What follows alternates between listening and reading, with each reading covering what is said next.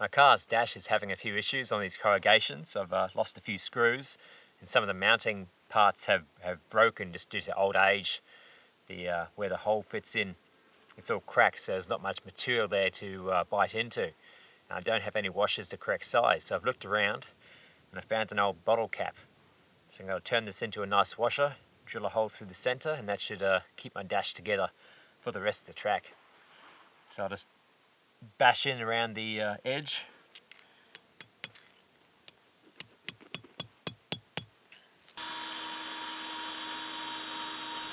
There we go, a quick washer in the bush.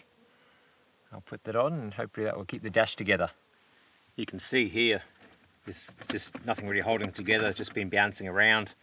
All the area around it has cracked off. So I need a nice washer, like this bottle cap, to spread the load and hopefully keep it all together. There we go, tight as.